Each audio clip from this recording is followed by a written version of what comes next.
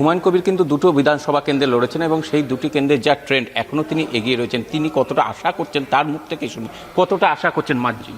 আমি নিশ্চিতভাবে রেজিনগরে ৮০,০০০-এর মার্জিনে জিতব, আর নওদাতেও ৫০,০০০-এর বেশি মার্জিনে জিতব।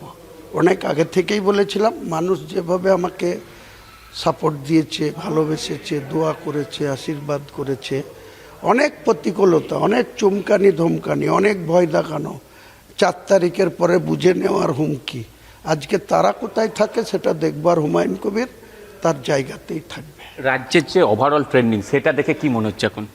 আমি অত্যন্ত খুশি হয়েছি। মমতা ব্যানার্জির অহংকার আর অভিষেকের তোলাবাজি, যেটা রাজ্যের মানুষের উপরে যে অঘোষিত ব্রিটিশদের জিজিয়া কর বসাচ্ছিল, সেই জিজিয়া কর নেওয়ার শুধু টাকার বিনিময়ে প্রার্থী দেওয়া, পঞ্চায়েতে টিকিট বিক্রি করা।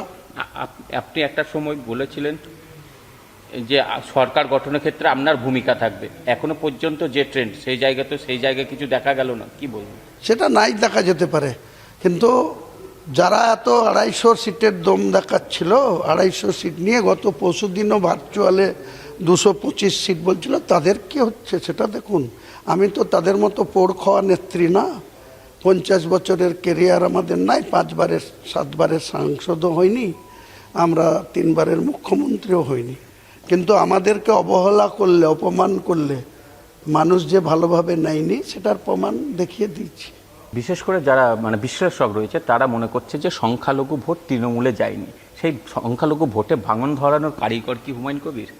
আপনারা বিচার করবেন, আপনারা এইসব পরিসংখ্যান যারা অ্যানালিসিস আছে, বিশ্বনাথ বাবুর মতো লোক রয়েছে, আরও অনেক অ্যানালিসিস আছে, অনেক সিনিয়র মোস্ট জার্নালিস্ট আপনাদের দপ্তরের এডিটররা রয়েছে, যারা প্রতিদিন সকাল সন্ধ্যায় এই নিয়ে আলোচনা করেন, তারা বিচার করবে।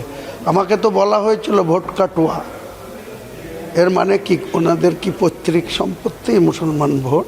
আমি বলেছিলাম যে আমার সঙ্গে বেশি পাঙ্গা নিতে যাবেন না, আমাকে বেশি ঘাঁটাবেন না, তাহলে আমি গোটা ঘেঁটে দেবো, সেই ঘেঁটে দিয়েছি।